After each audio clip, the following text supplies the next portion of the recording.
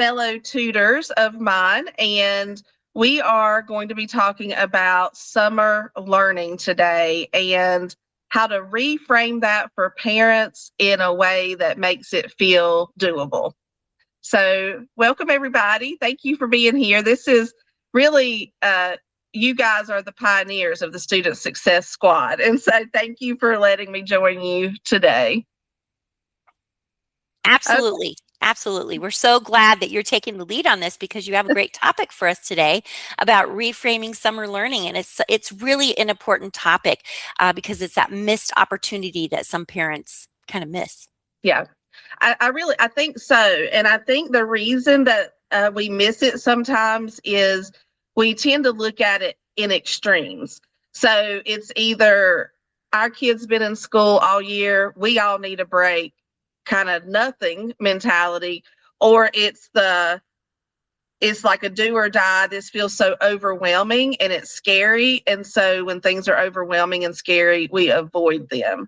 So I think our purpose today is really to put parents at ease more and give them some ideas on what they can do over the summer that is not so daunting and scary, but definitely doable for them. So guys, what do you think parents misunderstand the most about summer learning? And Sheryl, I'll let you start first on this one. Absolutely.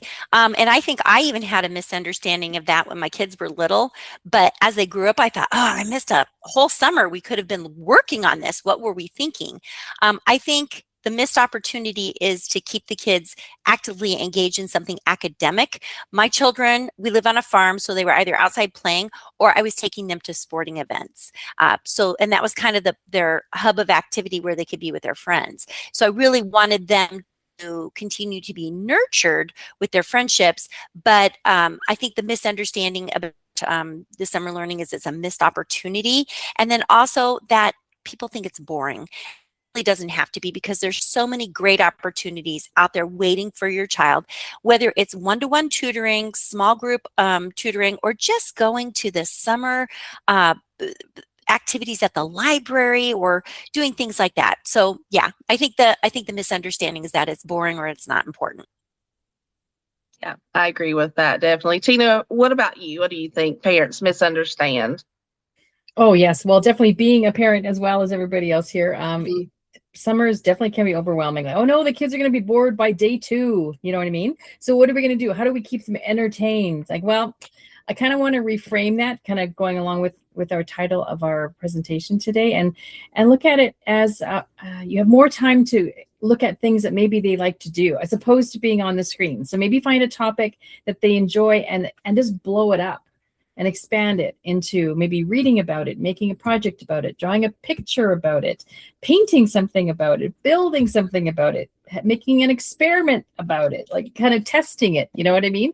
And it's a way to give them some more, because I come from the social skills kind of point of view perspective. So I'm always trying to think of ways that we can give them skills that they can use the rest of their life and they can practice over the summer for the next year coming up. Maybe they're going from an elementary school to a middle school, or maybe they're going to a high school, maybe they're just starting school. Like it's any step, any grade has its own challenges and expectations, and also going back to social skills, like hidden rules, like what's expected of you, and maybe talk about your own experiences with your kids, and they can say, well, hey, I lived through it too. You know, it happened to me. It happens to everybody. Do you know what I mean? So you can kind of share those experiences as well. I love that. And I love that concept of like the digging deep into one topic, because that is so wonderful in like building kids' background knowledge, which we know is really important to them comprehending what they read and what they're able to learn. Right. So and we have a computer. We can even look up what they're going to be studying the next year, get a jump on it. So when they're actually studying that unit, they might know a lot of it already, and that's going to build their confidence in the classroom. And it might make it easier for them to write a test. They already knew half of it. Yeah, you know? That's a great idea. That's a great idea. I love that. So I did want to share with parents a little bit of research, because the latest research on summer learning, it tells us some things about summer learning that maybe we didn't know 10 or 20 years ago. So a lot of families are doing what they need to do for summer learning. I think I saw that it's about 50% of kids that lose that 1 to 2 months. So, it's not every kid. A lot of kids are doing the things over the summer they need to be doing, because I think you can incorporate it into daily life pretty easily. And then actually math takes a little bit of a stronger hit than reading, because if you can keep up your reading over the summer, you're going to maintain your fluency at least. But those math skills, that's a different ball game. So, Tina, I'll let you start this time, but putting yourself either as the tutor or as the teacher, what kind of gaps do you think tutors and teachers see in September with kids that maybe have not thought a lot about learning over the summer or social skills? Well, I know in my experience, when I get the kids starting back again in September, it's like their brain has been wiped over the summer. Everything that they learned up till that point is gone. It's just like, what? What's a verb? What are you talking about? I never heard that word before. You know what I mean? So, and they'll push it as long as they can, right? It's in there somewhere. It is in there. You just got to draw it out of them and do some, I'm going back to real life examples and try to practice things. And in terms of math too, I think there's so many correlations between math and reading, because just look at a word problem. I have students that are in grade 7, grade 8, grade 9 that struggle with word problems. They don't understand what the question is asking them. And they don't understand what sum means, like SUM. They don't understand what difference means. And those are skills that can translate to different fields, like even science, English, math, and science. I think they're very closely related because their language that they use, you have to be able to understand it to know what you're doing. You know what I mean? If you don't know how to make something like a science experiment, what if something goes wrong? Somebody could get hurt. You know what I mean? Hopefully I'm not doing stuff like that, but do you know what I mean? You have to understand what you're doing. And then that's how you build on it. And you can generalize from that point as well, once you have the basics. Yeah. And I think that's such a good example, because if you think about sum and difference in a 7th grader, they've been using those terms since kindergarten. So that's just such a great example of how many times students have to interact with information for it to just really become a part of their own vocabulary. So, Sheryl, what do you think? What do you think tutors and teachers see come September if we haven't thought about summer learning? Right. And it's interesting that you're saying September, because where I live, kids are back already the first part of August. So I'm going to reframe it as August, in early August. We go in August. We go in August too. I just figure they're teaching all those procedures those first 2 weeks. Yeah. So past procedure teaching in the classroom, I can reflect back to my years in the classroom and just go, okay, we don't remember how to sit in our seats. We don't remember how to hold our pencils. We don't remember how to raise our hands. We don't remember how to take turns. But then we also, for content, when you said reading fluency, that was the first thing that went into my mind, because, we would have to build fluency. We're going to read for 2 minutes today, uninterrupted. Everybody's going to pick up a book. We're going to read. And I'd have kids that were not reading after 10 seconds. So just really getting the ability to maintain concentration, I think, is one of the most important things, to be able to concentrate and attend and not interrupt. If you're continually doing something with somebody, whether it's a tutor or you're attending a program where somebody else is in charge and you're having to listen to and follow instructions, you're not going to lose that skill.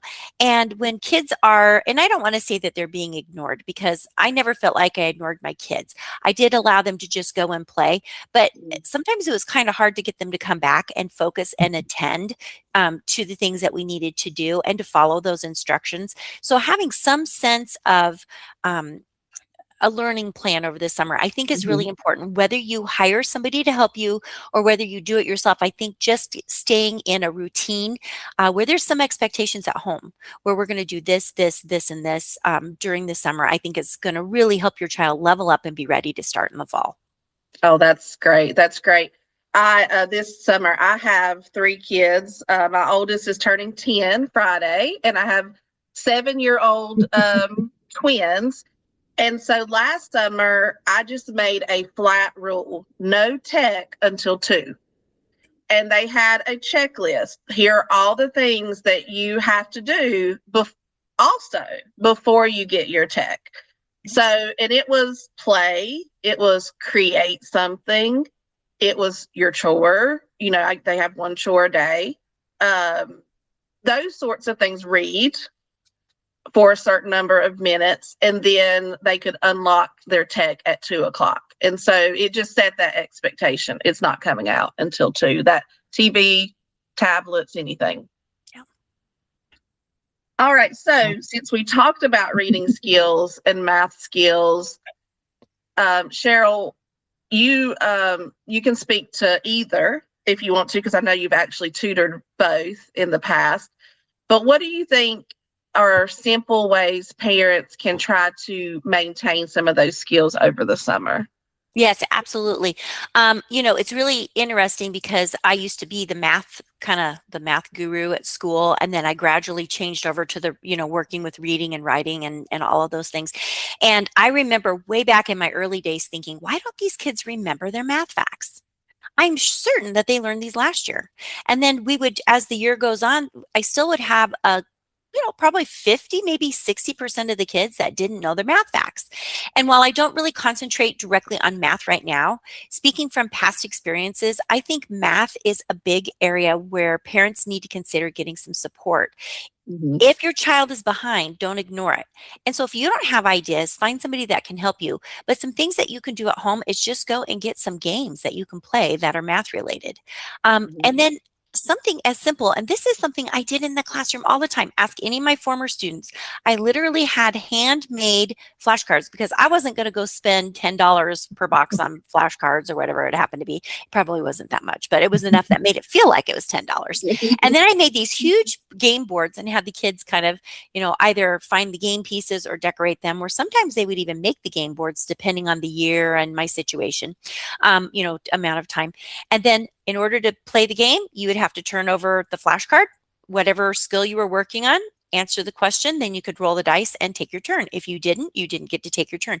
That is something that is so simple and really underrated. So you can make a flashcard a lot of fun, but there's a lot of things online that you can do. So if they're unlocking their video time at 2:00, then maybe they can hop online and do some virtual flashcards as well. So I think math is definitely something that you don't want to ignore, but also the reading. Again, don't ignore those reading skills. And if your teacher said your child is behind, this summer is the perfect time to get caught up. So absolutely, absolutely, 100%. I agree. I know. If parents Google math games with a deck of cards, there are a ton of things you can do with a deck of cards or dice with math. And even if for the summertime, you're going to the beach. How many things can you count on the beach? Right. Can you group together on the beach? Like there's so many things. You can play an I Spy on the beach. You know what I mean? Like, and you can say I spy 7 people in bikinis that they shouldn't be in. Yeah, exactly. Whatever. Whatever. You can make it whatever, and that's math. And you're done. You don't even feel like they've practiced their math, Exactly. So, and if I only have 7 bikinis and I have 10 people, what do I do? Like, you know what I mean? Make it silly. Yeah, and think about those times you're in the car with the kids. Perfect moment to play games or practice facts.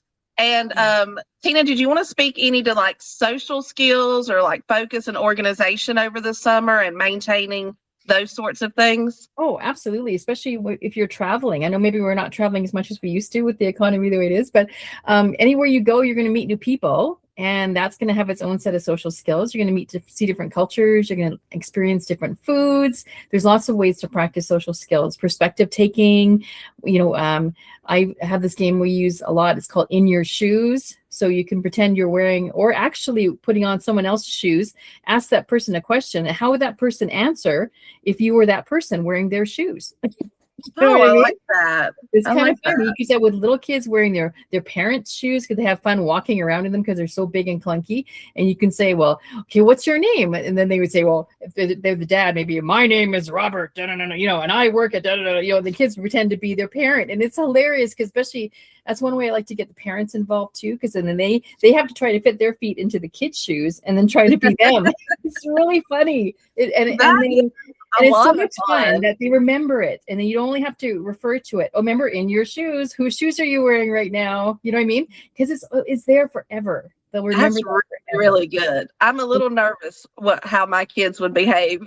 I know it's scary. I didn't say it wasn't scary. It is scary. But then you kind of find out things that maybe you wouldn't have found out otherwise. I'm sure from their perspective. Yeah. Better to know than to find out, in the middle of a school play later on. Do you know what I mean? My mom said I didn't have to do, you know what I mean? Like, oh my God, so better to hear. Yeah. I always tell my kids' teachers, I'll only believe half of what they say about you if you only believe half of what they say about us. I'm taking that. I love that. That's good. That's good. Well, let's talk a little bit about what type of students moving toward needing the support, like you said, especially with math, but I definitely think with reading too, with all of it. What type of students do you think parents need to think about that one-to-one support, maybe with a tutor over the summer?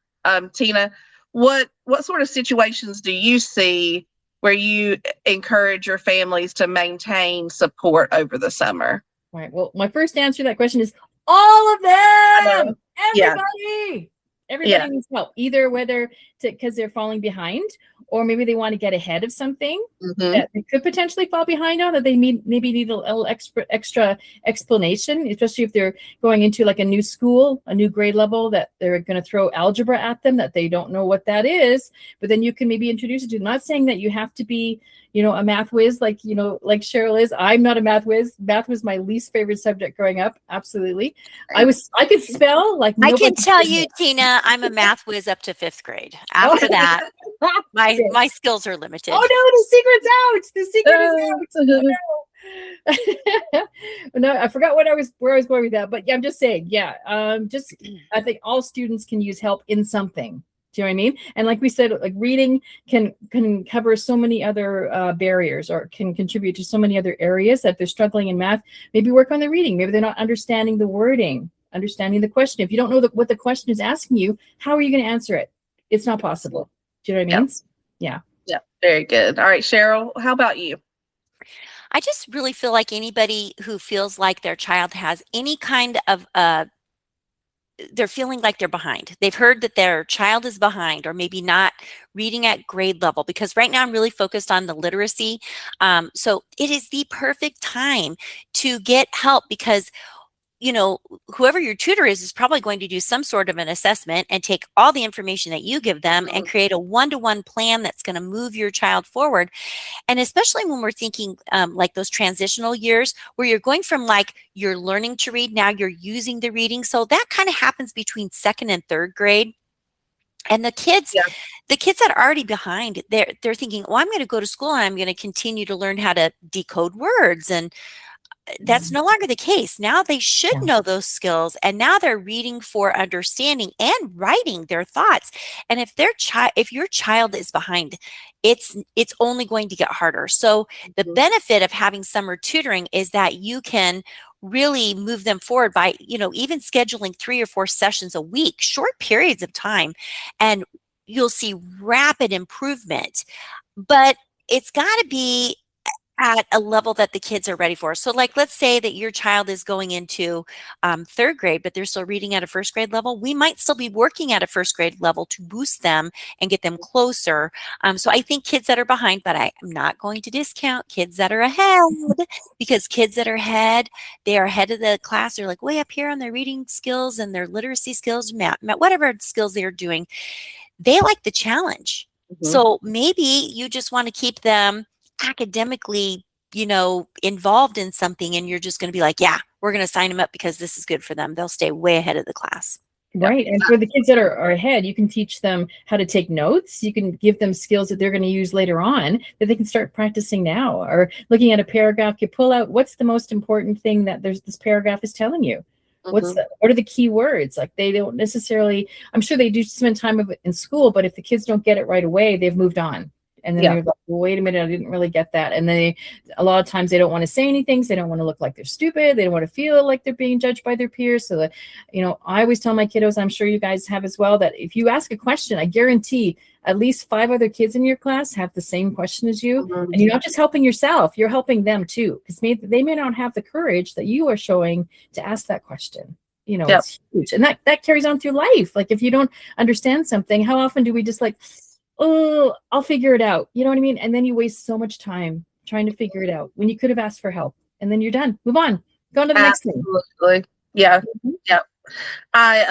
For those kiddos that are ahead, I think of things like creative writing or STEM. There's lots of STEM opportunities out there that would be really engaging for all students, but especially for students that have the basics and the foundation down.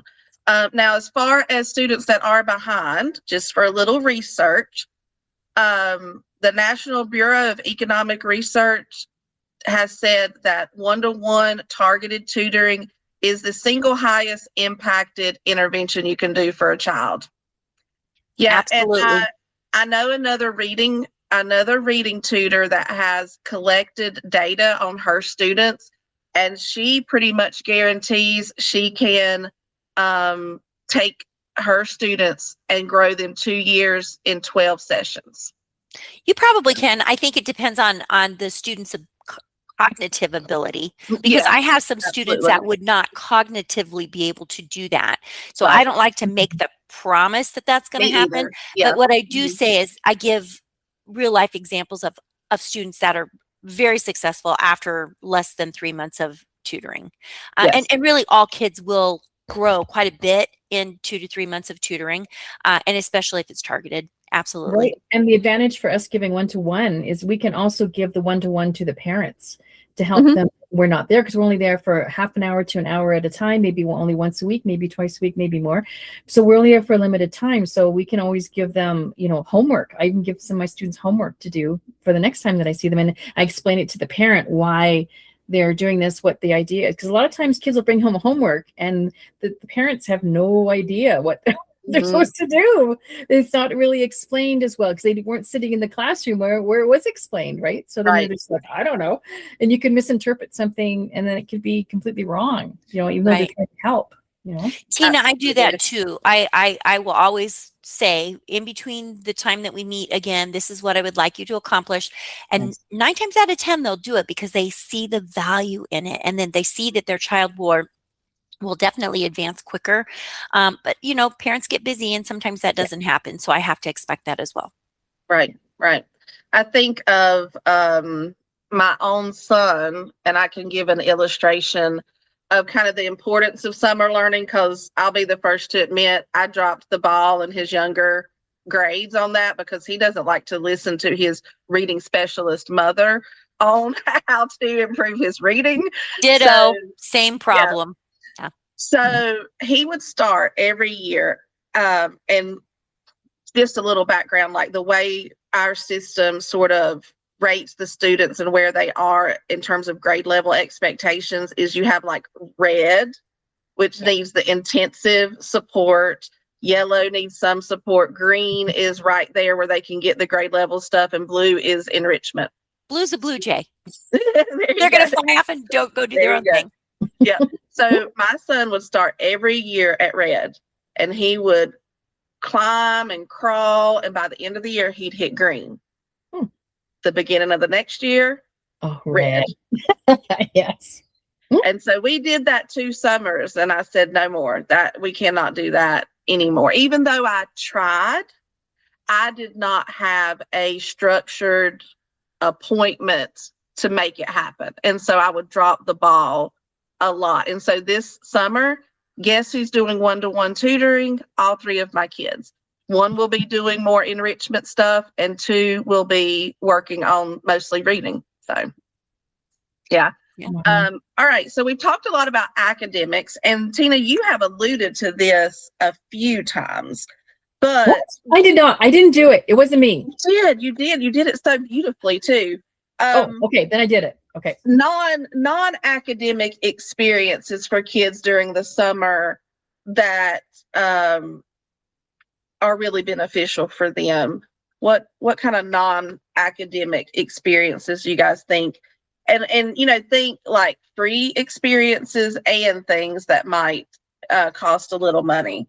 Anybody want to start on that one? Because I can't remember where I am and who goes first. I just thought of one, so I want to say before I forget it. So Okay. a lot of our families have siblings, and they're going to be spending more time with those siblings over the summer because they're not in school in separate classes. So what about having projects where the older ones teach the younger ones something that they've learned, and that helps both of them? Because if you teach something, you generally have to have a certain level of knowledge to be able to do that, and also to see it from the other child's perspective. So it's perspective taking. That's two things so far. And then the younger child learns something that will help them when they go back to school that they maybe wouldn't have known right away. And it might trigger memories when they do actually learn it. It's like, oh yeah, my older brother, Bill, he told me that already. I already know this. This is so easy. You know what I mean? How come we don't get it?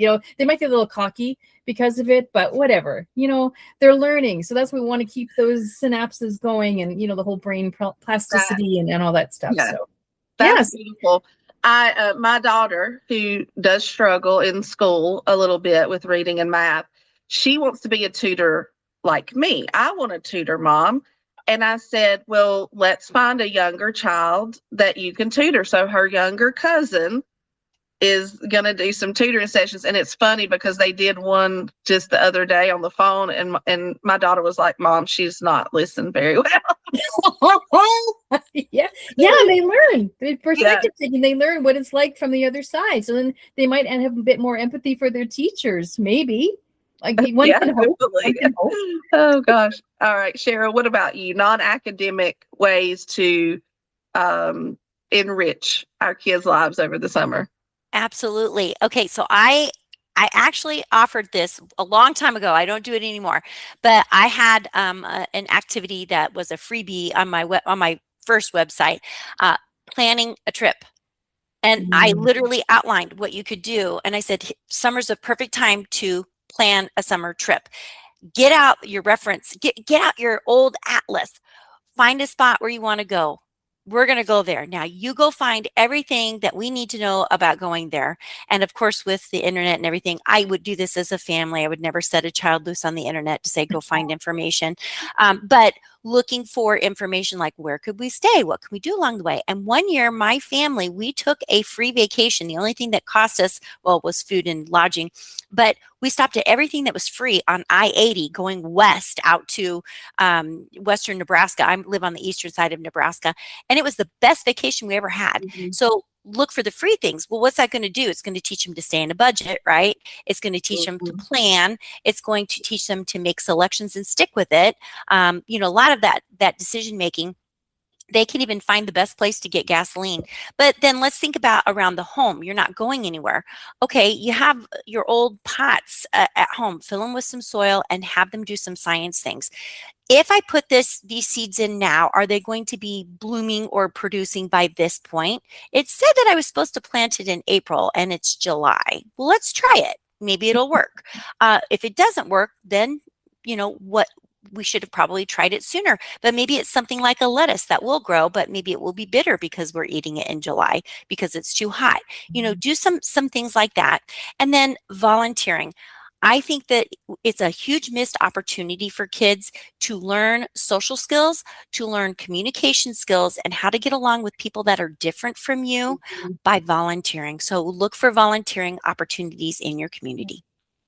I love that. I love that so much. My kiddos are wanting a clubhouse.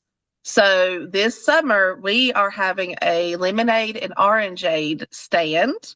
And they're gonna do all the signs and talk about marketing and how we have to reinvest into our all of that sort of stuff. And hopefully by the end we'll at least have half of a clubhouse budget. Maybe we'll see. It's better than nothing.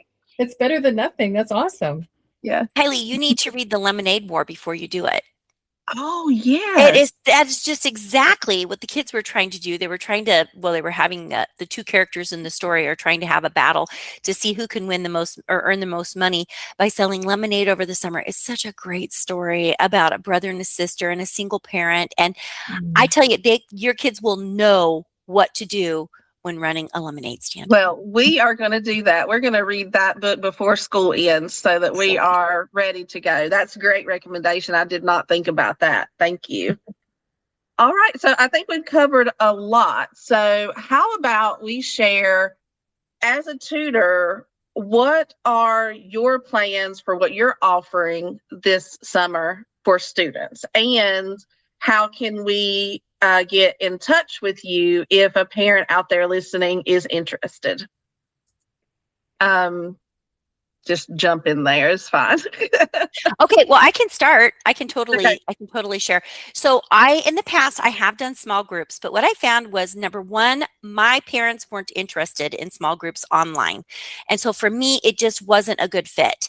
So I am only offering one-to-one targeted support in reading, writing, spelling, whatever the student happens to need. But what I find is most of my students end up being dyslexic, or they have ADHD, or they're suffering from autism and just have, this processing issue, and they just need a more targeted approach. So when my parents sign up, I say, okay, what is your goal? And then we plan out strategically how many times is it possible for you to meet, and we make a roadmap of what is this going to look like for you over the summer, and how is this going to benefit your child. And if you don't mind, may I share my website? Is that okay if I share the screen? Please okay. Do. Okay, Please do. awesome. So I just pulled that up. And so everybody spells my name wrong. So look at the screen. It does say that there. So you're invited to come over to tutoringwithcheryl.tutorbird.com. And I have some free resources up there as well that you can take advantage of. And I've got like does your child have dyslexia checklist that you can go through in case you're worried. And you can see how my program works. And then you can also schedule a Meet the Tutor free session with me where I call you first. We have a phone conversation. I will call you right back. People are shocked by that. And then we meet in person and we do an online lesson to see if it works for your child. And I get probably 90% say yes to me. Very few people say no to me. And they're so happy with the service that they get, and the benefits that summer tutoring helps their child with. I can't even get my words out right now. But anyway, that's really it. So one-to-one targeted tutoring for literacy is what I'm offering this summer. Awesome. And we'll put everybody's information also in the show notes for this, so it'll be there as well. All right, Tina, how about you? What do you have going on this summer, and how do we get in touch? Okay, well, I'm kind of expanding my business a bit because I've got quite a few students and it's only me. So what I decided to do is I'm going to offer group sessions as well. They won't be online. They're going to be one-to-one where I live, because I have enough, the population can support it for sure, because I collaborate with a local psychologist. So we kind of swap out students and clients based on what they need. So I'm going to be offering like social skills classes, and for younger kids, for sure. The sooner the better. The early intervention really helps to build those skills for a lifetime. So group sessions for social skills, also for reading and writing and spelling. Those are the three things I find are, really, really lacking. And then if they don't get it, they just don't get it. And then it kind of snowballs. So they kind of need to I go back to basics and just kind of fill in the holes, stuff that's missing, but same thing that you guys do. And then also offering online courses for other tutors or teachers or people who want to become a tutor and work. I'm kind of focusing on specifically, I'm going to have 3 mini courses, one focusing on how to teach children with autism, one to teach children with ADHD, one to teach children with dyslexia, and then I'll have another maxi course kind of a thing that'll tell you how to do all that, and also how to start your own business and what the marketing is involved in with that, and how I did it. So there's many ways to do it. Absolutely. You don't necessarily have to just do it the way I did, but it might give you ideas that maybe you hadn't thought about before. So those are kind of the things that I'm working on next. So it's like a little crazy. I might have less hair if you see me again, or maybe I'll just wear a wig. That's a big thing. I think I would just start buying wigs. atypicaltutors.com. So atypicaltutors.com. I have a website and email and everything's on there. You can do whatever you like. Lots of resources on there also. And yeah, that's how you can get in touch with me. Yeah, remind us Kylie, again what region it is that you serve, Tina. Yes, I live in Airdrie, Alberta. So it's in Canada. It's just outside of Calgary, Alberta. So if you heard the Calgary Stampede, I'm like 10 minutes away. So I have half of my students are in Calgary, half are in Airdrie where I live. I kind of live in a bedroom community. So a lot of people live here and then they work in Calgary because it's so close. So yeah, so I'm in Alberta, but if they're online, I can reach everybody. Okay. Awesome. Thank you. All right, Miss Sheryl, what were you going to say? I just wanted to make sure that you didn't forget to share yours, because as the host, sometimes we forget to do that. And I didn't mean to interrupt you, Tina. I thought you were. That's okay. I thought I was too. Then I forgot to say my website. So yeah. Okay, awesome. So I am offering one-to-one packages of sessions. So I believe, I don't have all of this ironed out yet, but I think it's going to be 8, 12, and 16, just depending on the child's need and their goals for the summer. We're going to be very flexible in my setup for scheduling. We're just going to kind of schedule as we go based on family needs and based on tutor needs. I do have a few other tutors with me, so we are going to be covering kindergarten through 8th grade reading and math, and middle school and high school math, which I'm really excited about this summer. So that's sort of the setup. Right now you can find me at www. And I don't have to say that anymore. So I need to stop saying www. That was 20 years ago.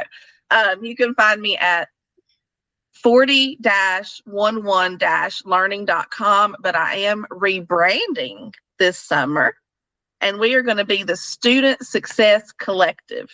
Oh, and awesome. It will be at studentsuccesscollective.com in August. So Okay, really excited awesome. about that too.